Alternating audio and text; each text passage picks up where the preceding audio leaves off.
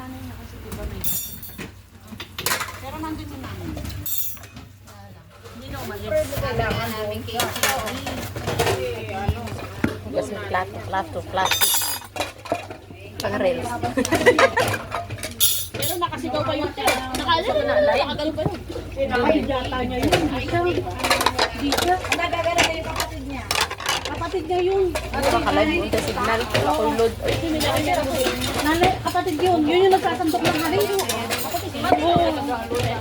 Oo.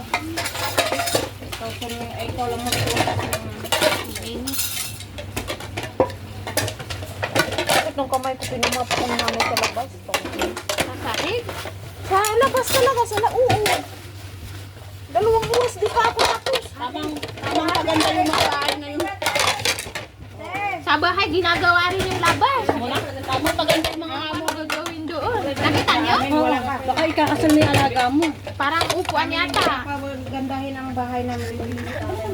Maganda ang labas sa loob. Amin talaga. Ay, Bibili sila ng bahay doon sa Dubai. Doon sila bibili ng bahay ng malaki doon sa Dubai. sa akin naman yan eh. Sabi ni Ate Jo, ito yung manok ni Amy. Oo, malaki. Sinawsaw niya yung Nasusukat sila ng picture na. Yung pakita nila sa mga bata, yung pakita mga bata sa amin.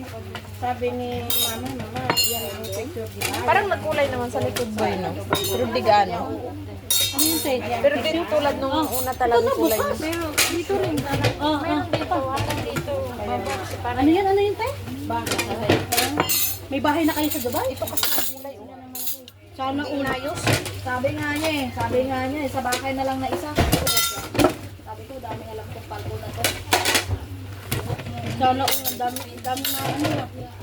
Parang nag-dry yung buko mo. Magkano na may alaga mo? Ano?